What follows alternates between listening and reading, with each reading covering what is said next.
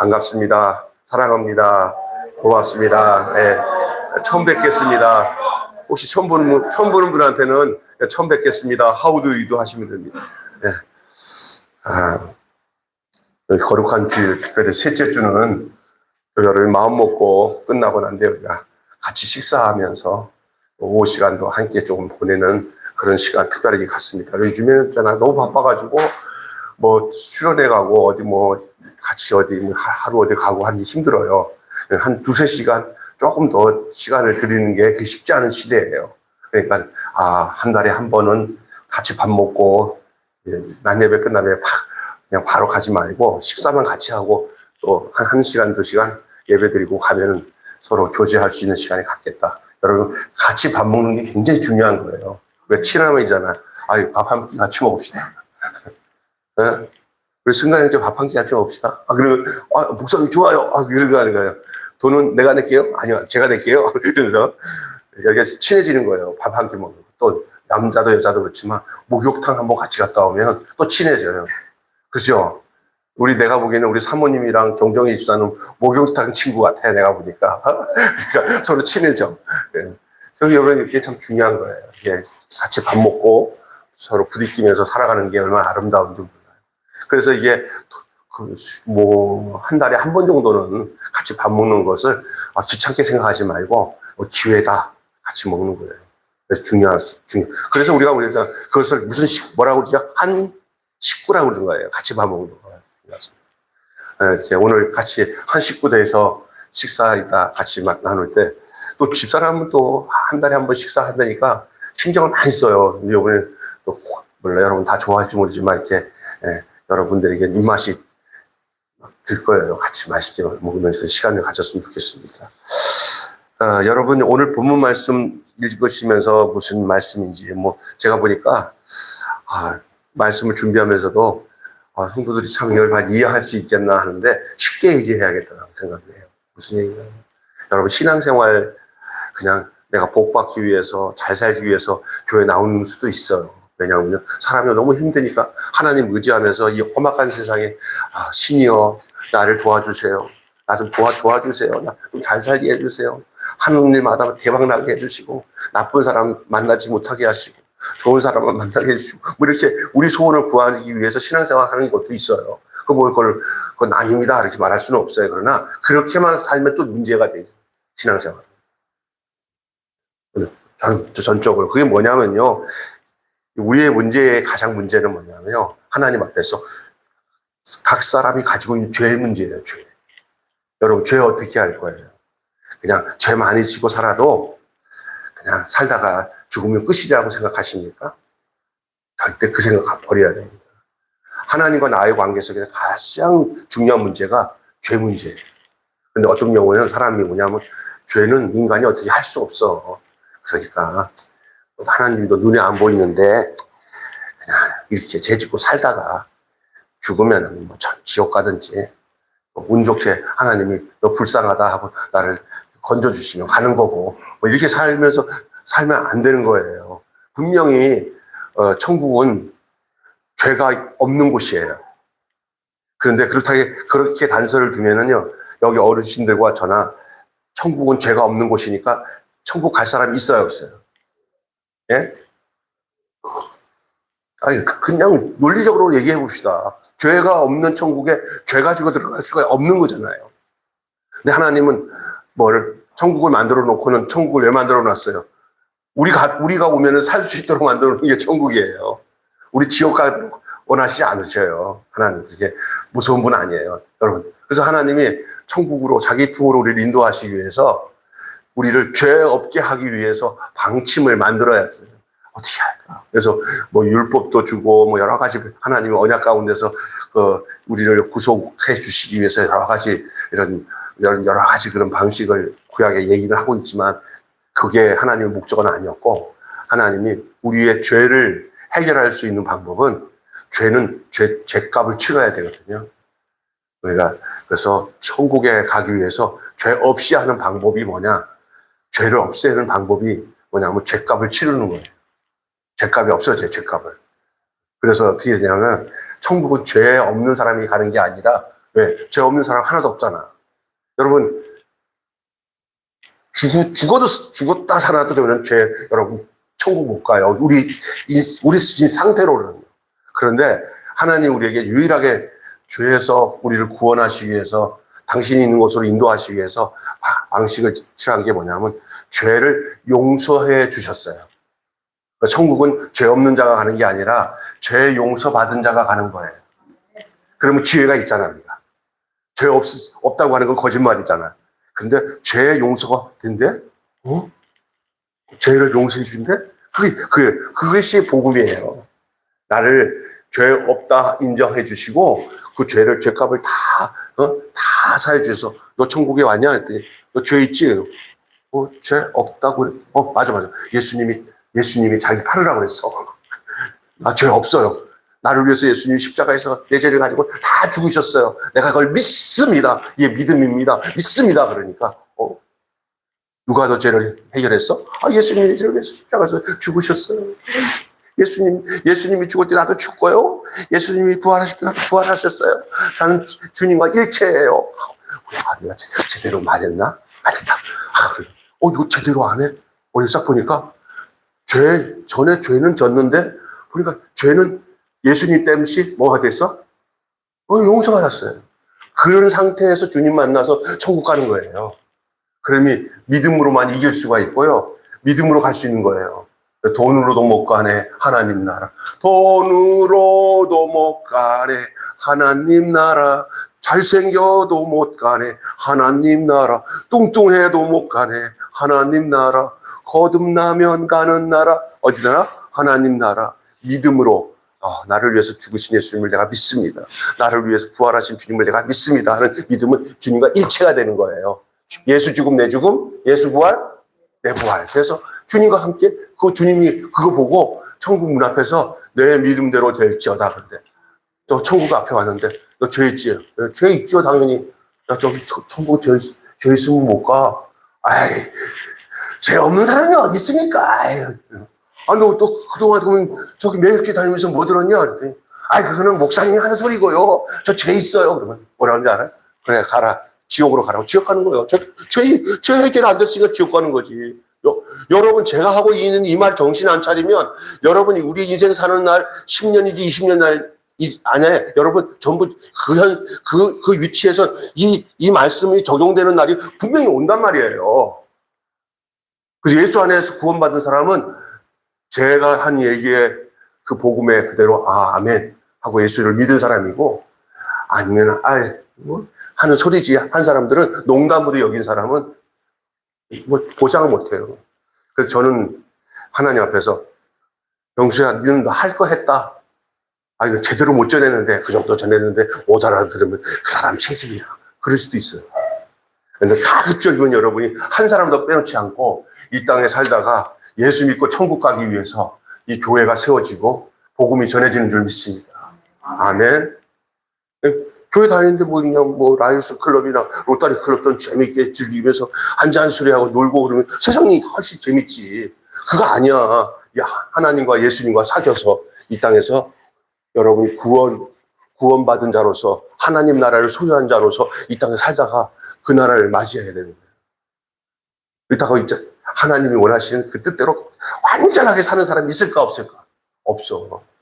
없는데도 불구하고 우리 예수님의 피의 공로는, 나의 죄를 용서하신 공로는 아주 넉넉하니까 혹시 넘어졌다 하더라도 마귀 손 붙잡지 말고 누구 손 붙잡으라 했어요. 주님, 내가 또 실수로 넘어졌습니다. 믿음으로 주님 손 붙잡는 것이 사는 길인 줄 믿습니다. 아멘. 자, 제가 이렇게 간단하게 여러분에게 복음을 전했어요. 이건 이론적으로 전했어요. 난 죽어도 천국 갈 수 있습니다. 나는 예수님이 내 죄를 사해 주시고 십자가에서 죽으신 것은 나의 죄를 다 사해 주시기 위해서 주님이 나를 위해서 죽을 때 나도 예수님과 함께 죽고 주님 다시 부활할 때 나도 같이 부활했습니다. 나는 이 땅에 살아가는 동안에 부족함 가운데 살아도 그래도 주님이 나를 붙들고 살기 때문에 내가 갑자기 죽어도 나는 주님 전에 서 있고 천국 문 앞에 서서 내가 주님 때문에 왔습니다. 믿음으로 고백할 수 있습니다. 이렇게 여러분은 확실하게 대답할 수 있습니까? 종자 씨도 아멘 했어. 그죠? 그걸 믿어야 돼. 몰라요. 그냥 두고 봐야지 알죠. 그렇게 생각하지 마십시오. 우리 조 집사님. 에? 알았죠? 그렇게 생각합니다. 완전히 믿어야 돼요.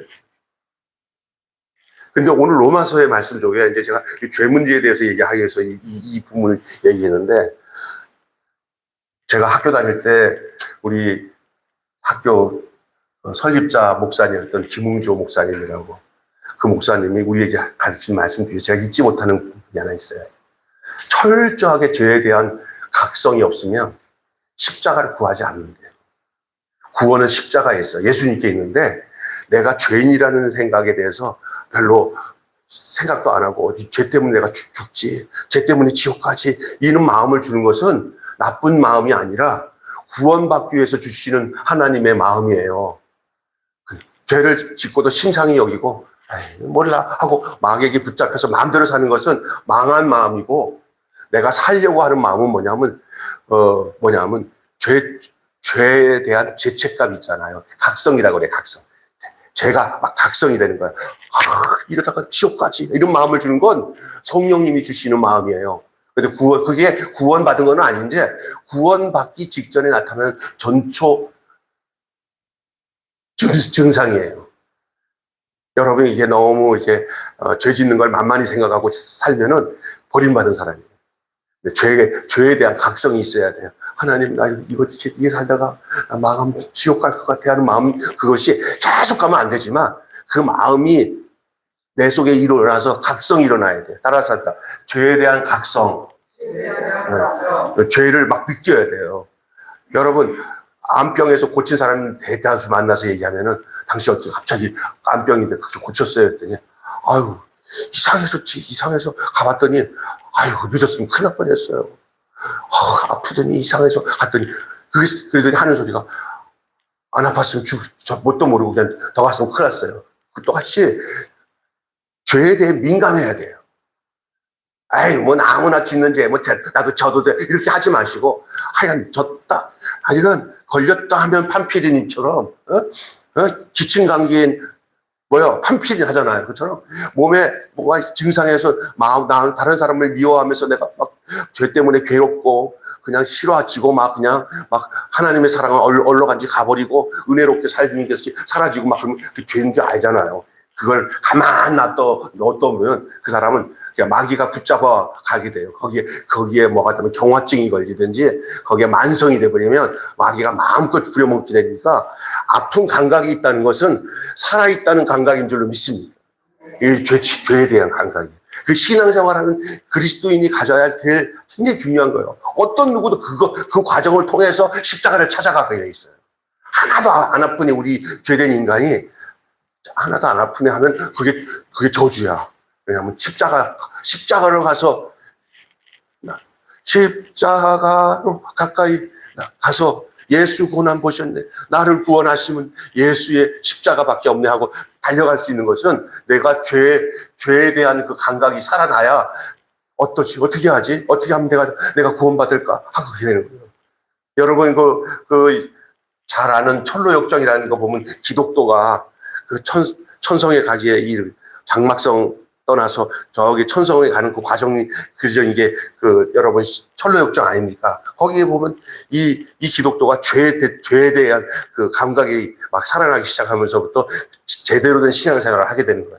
여러분, 오늘 교회 나오신 분들 중에 그냥 목사님이 안 나오면 어쩌다가 목사님이랑 만나게 되고, 어쩌다가 김준수 집사랑 만나게 돼서 내가 그냥 어쩌다가 교회 왔네, 이렇게 생각하지 마세요. 여러분을 이 죄된 세상에서 하나님이 당신의 영원한 나라, 구원의 백성 되게 하기 위해서 하나님이 내 이 인생의 시간의 여행 속에 어떤 순간 속에 만남을 통해서 그 주님을 만나게 하신 것이, 누가 하신 거냐? 주님이 하시는 거예요. 아무나 예수 믿는 게 아니야. 어떤 사람을 통해서 어떤 순간에서 복음을 듣게 하고 그것 주님을 영접해서 구원받는 건, 그는 자기가 하고 싶어서 되는 게 아니야. 하나님이 이끌어 주시는 은혜예요. 믿습니까? 예. 여러분, 오늘 본문에 보시면요, 로마서 전체 내용이 이 이스라엘 백성들, 우리 믿음으로 구원받는 내용이 로마서 얘기잖아요. 그 중에 로마서 이 7장이 가장 어떤 면에서 난해한 부분이에요. 왜 난해한 부분이냐면요, 저는 이 로마서 7장을 말할 때, 오늘 읽을 본문을 말할 때 보면은, 이 본문에서 이 화자로 등장하는 나, 여기서 말하는 나가 누군가. 여러분 이랬을 거예요. 이거 뻔하잖아요. 그는 바울 아닙니까? 바울이 이 로마서를 썼으니까. 근데 자세히 보면 바울은 바울이라고 이렇게 딱 정해놓고 말할 수 없는 부분이 너무나 많아요. 그래서 여기서 이 화자로 등장하는 나의 정체가 분명하지 않아요. 예. 여기 뭐 특별히 오호라 나는 곤고한 사람이로다. 누가 이 사망의 몸에서 나를 건져내라. 과연 누구의 탄식일까? 바울 자신이 아니면 바울이 어떤 사람을 두고 말하고 있는 것인가? 이게 참, 아니면 바울의 회심전, 바울의 예수를 믿기 전에 그 생각을 하면서 내가 옛날에 예수 믿기 전에 내가 이런 생각 갖고 이런 고민을 가지고 이런 고통을 가지고 내가 말했었지? 그땐가? 아니면 회심 이후에 하는 말인가? 뭐 요게 아주 시제가 분명해요. 요걸 고백을 하고 있는 그 사람이 바울인가? 바울이 아닌가? 아니면 바울이었다면은 예수를 믿기 전 회심 전인가? 회심 후인가? 분명하지 않아요. 선명하지가 않아요. 그래서 제일 마지막에 한번 따라서 합시다. 오라 나는 곤고한 사람이로다. 누가 이 사망의 몸에서 나를 건져내랴. 과연 누구의 탄식인가? 저도 아침에 이거 말씀 보면서 이거는 바울이고 뭐가 아니네.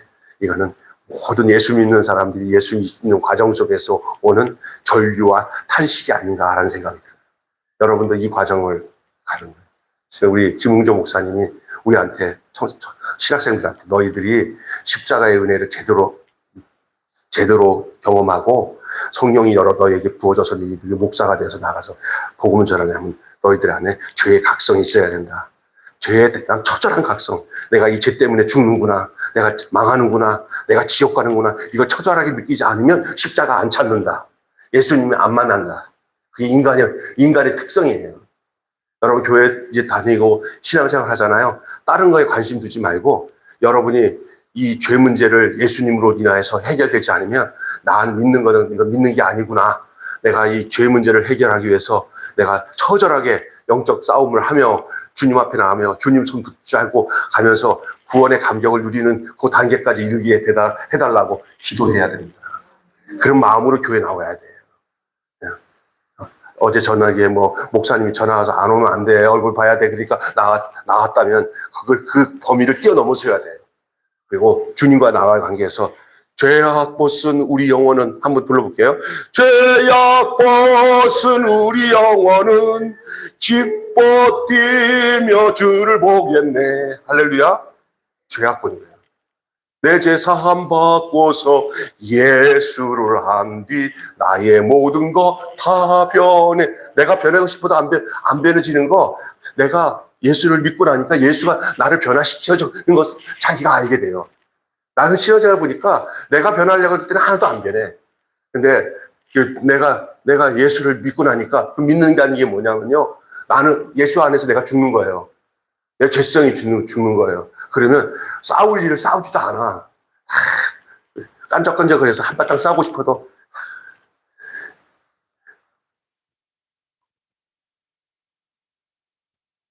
불쌍해 보이는 거예요. 그리고 내가 성질나는 내가 성질이 안 나죠. 그러면서 그 안에서 예수님이 나를 붙들고 있는 것을 경험하게 돼. 예? 근데 이제 남자 같은 경우는 이렇게 좀 감정 거슬리면 한바탕 소리 지르고 싸워야 멋있는 남자 같다는 생각이 들 때가 있어요. 어리석은 거. 있습니까? 망하는 거예요. 그러니까 여러분 속에 죄가 있다는 것을 먼저 인정하세요. 신앙생활에 따라서 내 속에 죄가 있습니다. 네. 내 속에 죄가 있습니다. 선은 원하지만 악을 미워하지만 정작 선은 원하고 착하게 살고 싶잖아요. 바르게 살고 싶잖아요. 예수 안 믿는 사람들도 갖고 있더라고요. 바르게 살자. 그리고 선하게 살자 하는 마음이 있어요. 그런데 또 악도 미워해요.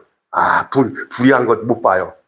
그런데 정작 원하는 선은 내 안에서 안 나타나고 자꾸 나 안에 뭐만 나타나냐. 미워하는 악이, 악을 행하는 이 삐뚤어진 본성이 내 안에 나타나는 걸 내가 느껴요.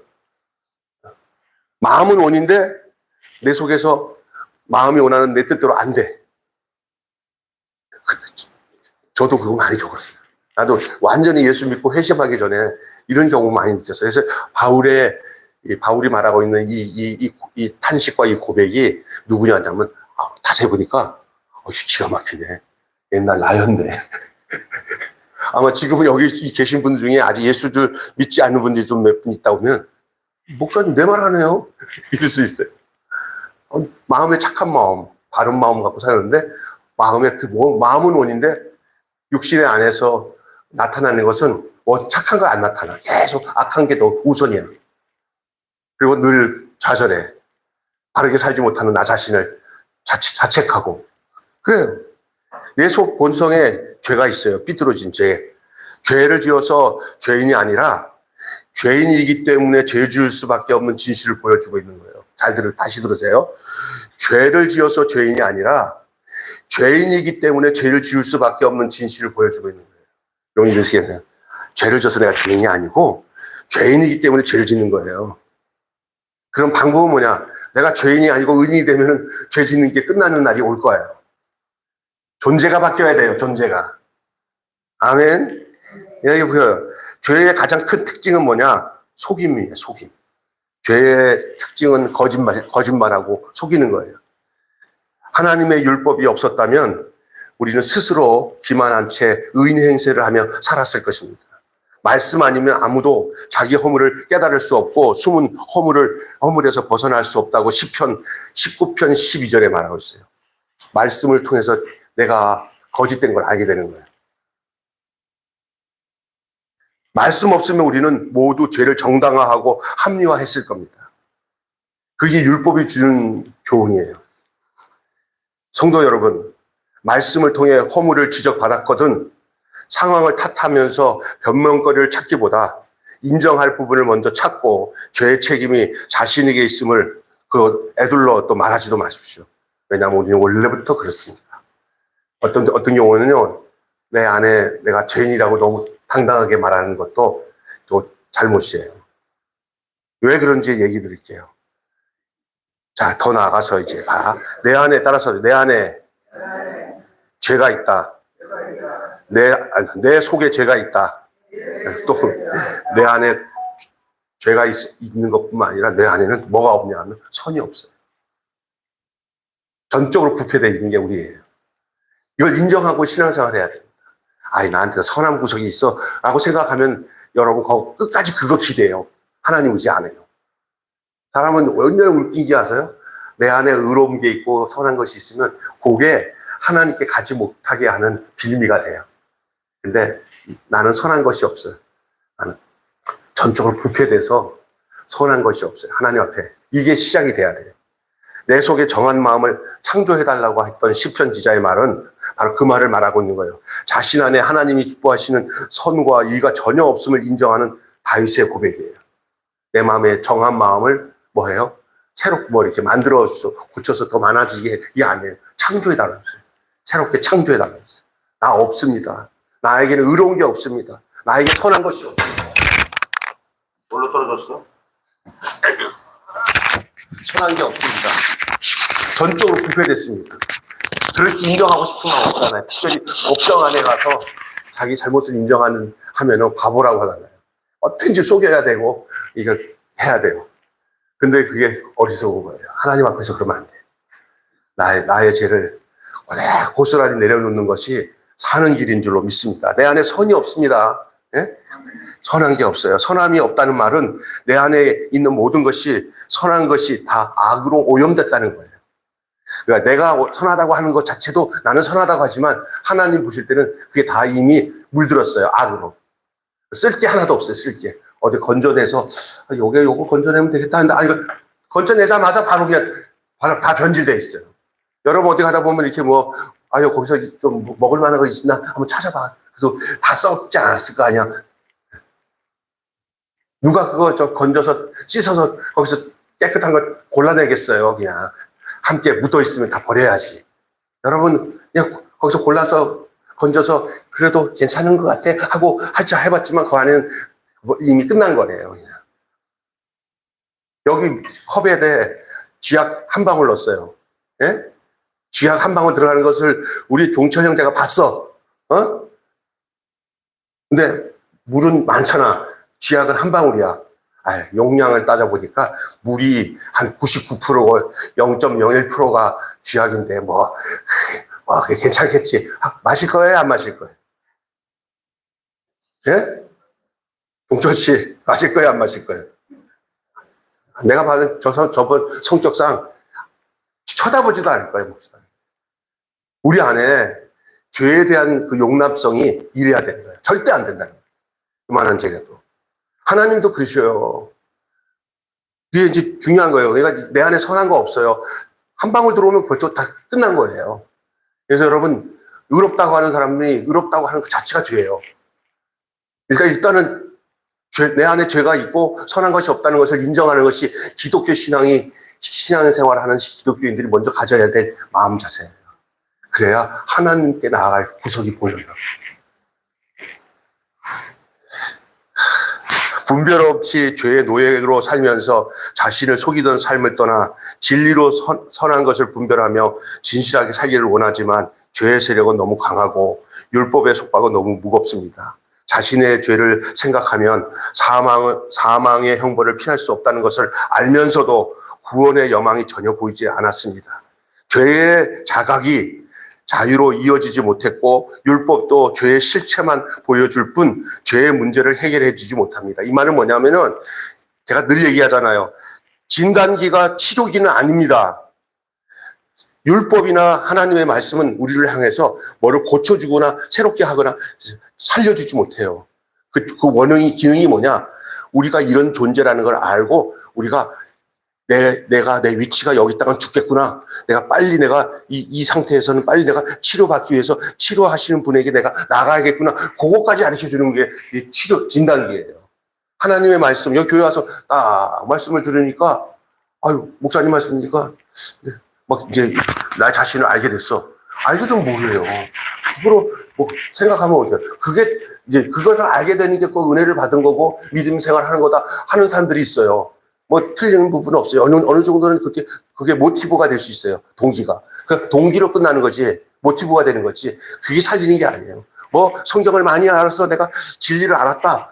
뭐는 거예요. 진리 안에 들어가서 진리가 나를 삼켜서 내가 새 사람 되지 않으면 아무 소용없는 거예요. 살아나야 사는 거지.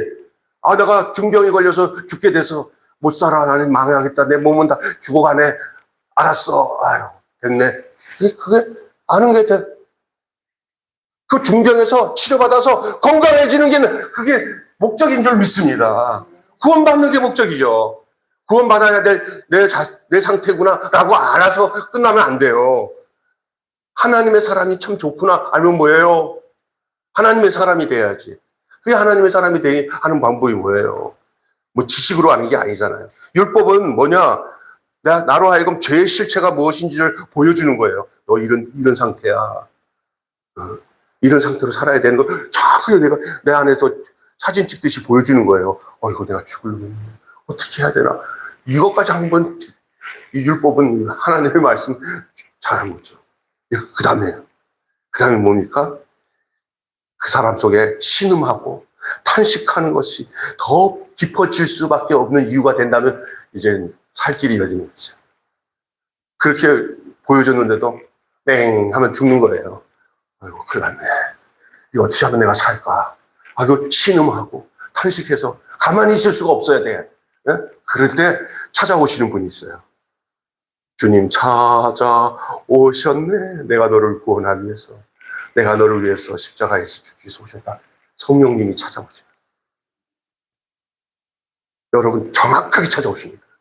신음하고 탄식하면서 내 죄 때문에 하고 눈물 흘리며 회개하잖아요. 성령님이 찾아오셔서 내가 찾아가서 온 게 아니야. 나는 찾아갈 수 없는 몸이야. 그냥 탄식하고 신음하는 것밖에 못해. 거기까지만 해도 살 길이 열려요. 아멘. 근데 뭐 이렇게 배워가지고 똑똑해지면, 기독교 교리는 이런 거야.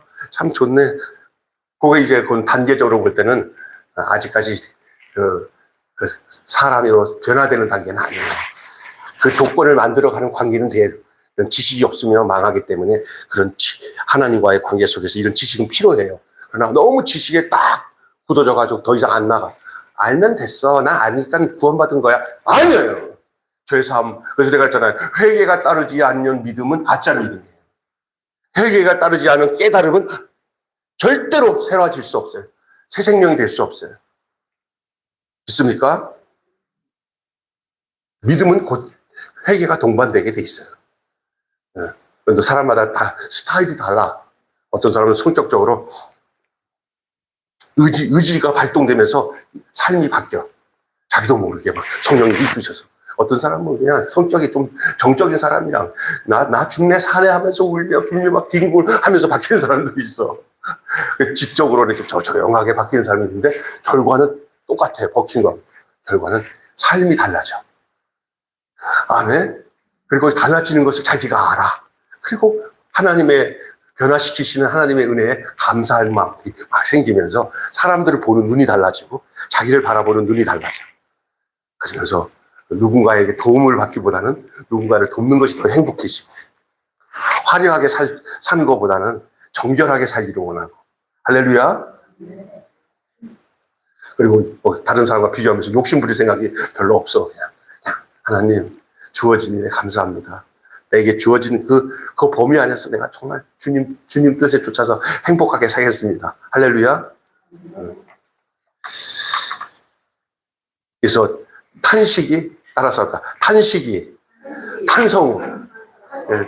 와야 탄성이 와요. 탄식은 뭐냐? 죄 때문에 내가 망하게 됐구나 하는 이런 슬픔과 탄식. 여러분 혹시 자기를 잘 성찰하는 가운데 자기 죄가 우럭우럭 자기 안에서 발견돼서 내가 막 탄식하는 것 다 성령님이 나를 거룩하고 새롭게 하기 위한 방편인 것을 알고 내 안에 막 성령님이 오셔서 내 안에 잘못된 것들을 깨닫게 하시는데 교회 가면 목사님이 맨날 내 속을 막 후벼 파는 소리만 해. 싫어. 이러면 안 되는 거예요. 사는 길이요. 어떤 분이 그 남편을 전도해가지고 교회를 데려왔는데 이 사람이 남편이 참 좋은 사람이에요. 설교를 할 때마다 목사님이 자기 속을 다 헤비는 거예요. 그러면서 자기야 옛날부터 지금까지 살아온 것들을 빤하게 다 알고 다 얘기하는 것처럼 다 얘기를 하니까 나오면서 아내한테 톡 치면서 죄송합니다. 내가 속된 말을 해서 이해를 하세요. 이년아, 네가 다 꼰질렀지? 그러더래요. 여보 무슨 소리야. 교인이 1000명이나 넘는데 내가 목사님 만날 기회가 어딨어. 진짜. 나 안 갈래. 속상해서 못 살겠어. 내가 가만히 내 속 다 찔러대고 막. 그러는 거예요. 그러니까 이 권사님이 자기 전도할 때 도와줬던 장로님한테 전화를 해서 장로님, 우리 애기 아빠도 시험 들었어요. 목사님이 뭐라고 했는데 그거 아무것도 아니잖아요. 그렇지. 다 하는 소리지. 자기한테 한 소리라고 막 죽겠어요. 막 그러면서 전화를 하니까 장로님이 뻘뻘뻘 웃으면서 이 사람 성령 받았네. 이 사람 성령 받았네. 하면서 여유 있게 얘기하시더니 불러내가지고 찻집에 가서 얘기하면서 신중하게 생각해봐. 누가 그런 얘기를 하겠어. 근데 너 기가 막힌 거 몰라? 뭐야? 친구니까. 하나님 너 찾아온 거야. 네가 그게 막 그것 때문에 성질나서 그때 못 가겠어 그런 거 누가 얘기했겠냐 그걸. 안 했으면 누가 했어? 하나님이 한 거지. 할렐루야? 이게 뭔가 있구나. 이게 이제 죄 문제가 다스리기 시작하는 거예요. 그래서 교회 안 간다고 탁 내팽개치면서 그랬더니 그 다음 주에 자기 아내 남편이 없어진 거예요. 도망갔구나 했나 봐. 그런데 가봤더니 자기보다 먼저 앞자리에 앉아가지고 먼저 앞에서 막 기도하고 있더래. 성령이 끄는 거예요. 자기도 모르게. 그게 며칠 동안 막 교회에서 행사 때 막 말씀을 쏟아지는 가운데서 이 사람이 터졌어요. 저도 우리 아버지 처음 은혜 받을 때 뒤에서 비슷한 현상이 있었어요. 부흥의 마지막 날에 여기가 들쑥들쑥 올라가서, 아유, 아버지 어깨가 들쑥들쑥 올라가서 신기해갖고 팍 그래서 이렇게 보니까 울더라고. 야, 우리 아버지가 이렇게 교회에 제대로 다니겠구나. 엄마한테 이끌려가는 게 아니라 본인이 가겠구나. 그것도 보이더라고. 진짜 중요한 거예요. 그래서 내가 이제는 주님 없이는 살 수 없습니다. 내 인생은 내가 내 마음대로 살았는데 이제는 내가 내 인생을 내 마음대로 살다간 지옥 간다 아는 거예요. 그리고 주님과 동행하니까 아유 뭐 내가 하고 싶지 않아도 주님이 하고 싶은 나를 사용해가지고 내 마음을 변화시켜서 일을 하기 시작하는 거. 그것을 경험하게 돼요. 성령 안에 사는 삶. 악령에 지배당하다가 죄에 지배당하다가 하나님의 의와 성령의 역사로 이렇게 이끌려가는 삶을 살게 되는 역사의 터닝 포인트가 나타나게 되는데 그게 따라서 탄식에서 탄성으로 그 말입니다. 이 공고한 자의 부르짖음의 죄에 사로잡혀 자신의 비참한 실존과 그 상황을 스스로 벗어날 수 없다는 이 시각에서 자신의 절망으로 탄식합니다. 하지만 이것은 사망의 몸에 갇혀 있는 자기가 사망의 몸에 갇혀 끝모를 그 절망 가운데 있는 게 아니라 그 모습이 돌려 생명과 구원의 기대의 열망이에요. 다시 보세요. 애기 낳는 엄마가 가장 아플 때 그거 시점만 끝나면 그 다음에 뭐가 나와요? 가장 어두운 그 동력, 그 해가 뜨기 전에 가장 칠흑 같은 그 어두운 때 해가 뜨잖아요. 이게 마지막 탄식이에요. 나는 죽겠습니다 하고 그때 새 생명으로 태어나는 거예요. 새 사람이 되는 거예요. 근데 다들 그런 과정이 다 있음에도 불구하고 잊어버리는 경우도 있고 또 이런 것들을 전혀 생각지 못하는 거예요. 그러니까 그 과정을 못 넘으면 새 생명을 얻을 수 없을 가능성이 높아. 예. 사람마다 다 스타일이 다르긴 하지만 아직까지 마귀가 거듭나지 못하게 넌 똑똑하니까 예수 안 믿을 수 있어, 임마. 예? 너는 가급적이면 교회 안 다니고 예수 안 믿고 한번 살아봐, 이 땅에서. 이렇게 마귀가 유혹합니다. 그 소리가 가장 남자들이나 자기 똑똑하다고 느끼는 사람들은 망하는 말이에요. 그럴 때 까불지 마. 나한테 주님 찾아보셨어. 내가 내 뜻대로 살아야 될 인생이 아니야. 난 주님 뜻대로 살아야 돼. 하고 바뀌어지는 역사가 여러분에게 처절한 여러분의 안에 죄에 대한 탄식, 절망에 대한 탄식이 있을 후에 그 다음에 떠오르는 그 희망이에요. 이 오라 공고한 사람이다. 이 사망에서 누가 나를 건져내라는 이 말은 나는 망하겠습니다라는 말도 되지만은 8장 1절에 가면은 확 달라져요. 성령의 역사가 일어나는 거예요. 그래서 누가 따라서 합시다. 끝은 끝과 통한다. 끝은 끝과 통해요. 끝점이 오면은 새롭게 시작되는 점이 바로 그 다음에 연결돼 있어요. 할렐루야. 그렇게 돼 있어요. 끝이 안 왔기 때문에 지금도 세상 말로 저지랄 하는 거예요. 끝이 와야 거기서 벗어나요. 그러니까 여러분 아무리 얘기해봐요. 그거 빨리 끝장내. 그냥 손 털어. 그래도 미련되고 못해. 안 들어와. 그러다가 진짜 끝이 나니까 이제는 그러니까 이러지도 못하고 저러지도 못하고 그럴 때는요. 새 세계로 가야 돼. 그러면 이제 보여. 할렐루야. 믿습니까? 신앙생활에도 이런 지점이 필요해요. 그냥 인간적으로 내가 뭔가 해보려고 하는 그 지점을 가지고 있으면 계속 하나님의 은혜가 그를 땡겨도 그 땡겨지지 않으려고 안 가려고 그래. 네. 딱 세상줄이 끊어져야 돼. 권호중이라고 하는 그 탤런트가 있어요. 걔가 그것을 경험하고 나니까 간장으로 다니면서 막 젊은 애들을 완전히 뒤집어 놔요. 이게 겉과 속을 이렇게 사지 말아라. 확실하게. 하나님은 내가 조용하게 혼자 있을 때 그때 만나는 하나님이 있어야 진짜 하나님이지. 사람이 있을 때는 하나님이 계신 것 같고 나 혼자 있을 때는 내 마음대로 한다고 하면서 몰래 술이나 먹고 나쁜 짓 해도 괜찮다 하는 것은 다 가짜라는 거예요. 자기 혼자 있을 때도 그 상태가 정결하고 깨끗하고 하나님과 함께하는 그 상태가 돼야 그게 하나님과 함께하는 줄로 믿습니다. 아멘. 그게 중요한 거예요. 믿는 척 하는 것보다 더 불쌍한 거 없어. 믿는 척 하고 그냥 어쩌다 되겠지 하는 거 절대 안 돼요. 그 망해요. 진짜로 믿어야 돼요. 진짜로 변화돼야 돼요. 예? 그리고 진짜로 탄식하고, 그리고 진짜로 탄성을 저지르야 돼요. 살았다. 물속에서 건져냄을 향한 사랑이, 아이고, 나를 건져주셨네. 아이고, 살았다. 이게 여러분의 영적 생활에 있어야 될 줄 믿습니다. 내가 어떻게 저렇게 살고 있었지? 아이고. 제가 거듭나서 새 사람이 되어서 신앙생활에서 승리하는 사람들의 얘기 들어보면요, 그게 한결같이 하는 소리가, 내가 어떻게 그렇게 살았는지 모르겠다고. 하나님이 나를 살려주셨다고. 할렐루야. 이런 은혜가 이게 신앙생활에서 당연한 거예요. 오늘 오라 나는 곤고한 사람이라, 이 사망의 몸에서 누가 나를 건져내랴. 여러분 안에 그런 게 있을 거예요. 그런 게 아주 피부 막 끌어오는 사람일수록 더 은혜 받을 조짐이 있는 사람이. 전 오늘 보니까 목사님이 열불 내면서 하는 소리인데 나랑 상관없어. 그럼 큰일 나. 이게 막 끌어올라요. 어느 시기가 지나면, 목사님, 내가 예수님을 만났습니다. 내 인생이 이렇게 살다간 망하는 걸 내가 알았습니다. 하고 이게 주위에 도우심과 역사하심이 있어야 돼. 그러면요, 내가 노력하지 않아도 주님의 노력하심이 나를 이끌어가요. 안 되던 것 다 내가 막 그냥 노심초사 걱정 안 해도 되는 것들이 이상하게 하나님의 역사하심 속에서 내 심사가 편안해지면서 은혜가 비치니까 여러분 정직하게 살지, 바르게 살지, 하나님께서 그 사람 인생의 삶에 하나님이 관여하시고 역사하시는 모습이 안 나오나 봐. 내가 여러분에게 확실하게 증명할게요, 진짜. 안 될 것 같은 게 다 돼. 근데 주님 뜻대로 안 살잖아요. 그럼 될 것 같은 것도 안 돼요.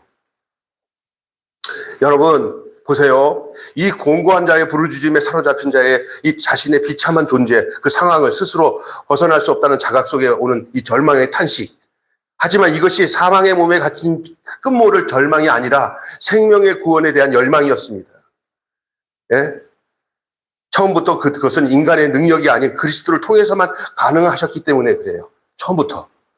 만약 그리스도께서 오시지 않았다면 율법이 있는 유대인이나 율법 없는 우리 이방인들 모두가 구원의 소망이 없었을 겁니다.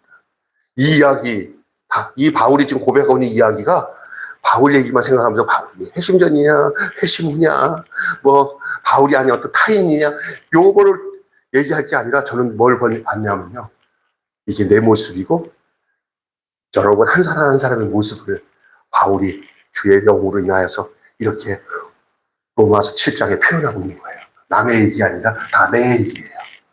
있습니까? 그래서 그것이 어디로 가야 되냐면 로마서 8장으로 가야 돼요. 다음 주에 여러분 놀라운 로마서 8장의 이야기를 여러분이 듣게 될 겁니다. 근데 바빠서 로마서 8장에 안 오는 사람은 한없는 탄식이 없는 사람이라 볼 수 있고요. 다음 주에 기가 막히게 내가 무슨 약속이 있더라도 내가 다음 주에 좀 내가 나와서 이 말을 들어야지 하는 사람은 탄성으로 바뀔 수 있는 사람이에요. 이렇게 얘기하고 싶어요. 그 다음에 마지막으로 끝나겠습니다. 구원을 위해서 우리가 기댈 것은 우리 자신이 아니에요. 구원을 위해서 우리가 기댈 것은 오로지 예수 안에 있는 하나님의 자비뿐입니다. 우리를 구원하신 것은 우리의 힘과 노력이 아니요 하나님의 자비예요. 그의 행하신 은혜와 능력으로 우리를 이끌어주는 거예요. 여러분, 내가 예수를 갑자기 믿었어.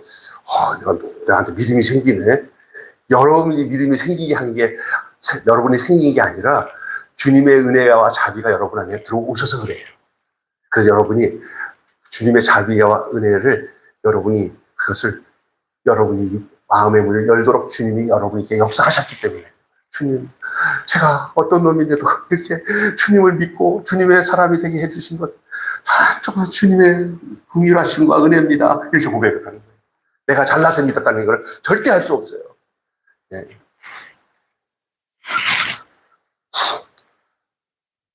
그리고 율법은 지금도 여전히 그리스도를 거절하는 자에게는 정죄의 수단이나 죄의 법이지만 그리스도를 믿는 자에게는 선한 통치와 계시의 수단으로서의 존재하고 있는 거예요. 아까 전에 얘기한 것처럼 내가 어떤 존재라는 것을 처절하게 비춰서 나로 하여금 거기서 벗어나도록 하기 위해서 준 진단기와 같다는 거예요.